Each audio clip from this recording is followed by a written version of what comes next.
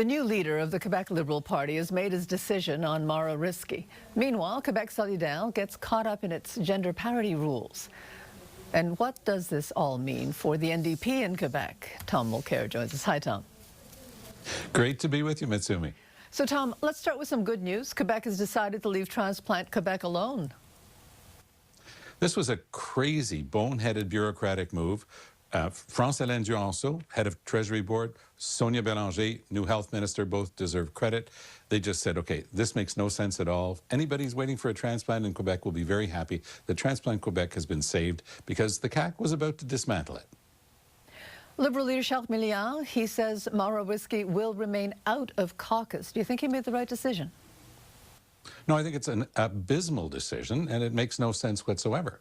His explanation for it yesterday, and I watched his whole scrum, which was rather lengthy, and he deserves credit at least for facing the journalists and not just putting out a press release. But his whole scrum made no sense whatsoever. He kept saying, well, it's because I don't have all the facts yet. Well, if you don't have all the facts yet, Mr. Milliard, you can't be sanctioning Marwah Rizqy, who just happens to be the best MNA in the Quebec Liberal Caucus, which is a small caucus, mostly based west of Atwater. It's not going to form the basis of a new government. You've got to be reaching out. You've got to show leadership skills. And frankly, because most of his caucus went along with Pablo Rodriguez, and he got the boot because of what happened around the Marwah Rizqy reaction to things she had seen. They're still very upset with her. That's not a reason to kick her out. And it's certainly not a reason for a new leader to fail to show strong leadership. He's got to talk to his caucus and say, no, she's in. By the way, she's already announced she's not running again. It makes no sense whatsoever. I've rarely seen such a bad political decision as that one by this newly minted Liberal leader. Okay. Now, I want to get to Quebec Solidaire, which is not unlike the NDP, you know, caught between ideals and being pragmatic. Yep. The possibility of a high-profile male candidate is a case in point, Tom. Wonder who that is. Yes.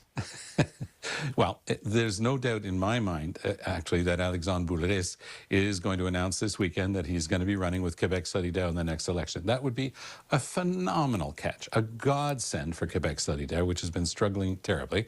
It would be a terrible bit of news for the NDP, which would go from 7 to 6 MPs. And Boulris is the last of the Mohicans. He's the last member of the NDP elected in the Orange Wave, who is still a member of Parliament.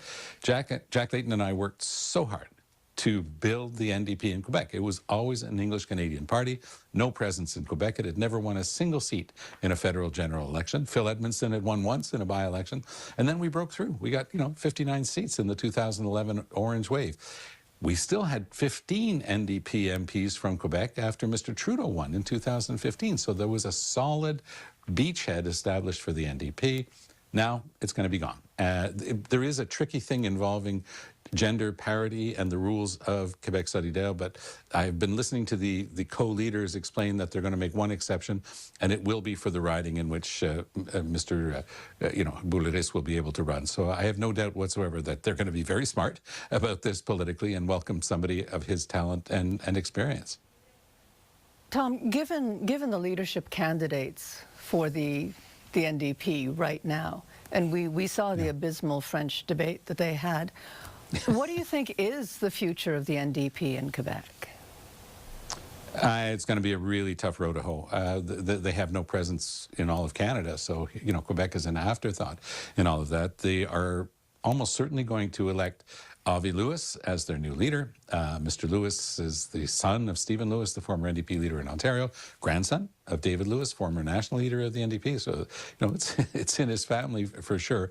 He's tried to run twice in BC. He actually did worse the second time than the first time. And the first thing you want in a leader is somebody who can get you elected.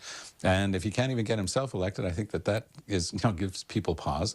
The other thing is he's got very theoretical ideas about what governments can do. One of the things he wants to do, for example, is to have the government involved in selling groceries. Well, good luck with that.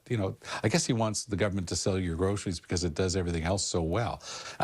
All seriousness, his prescription in 2 words for the country was general strike. So if that's your cup of tea, then you're going to be happy with Avi Lewis. If you want something more practical, I think you're going to be with about 98% of the rest of Canadians.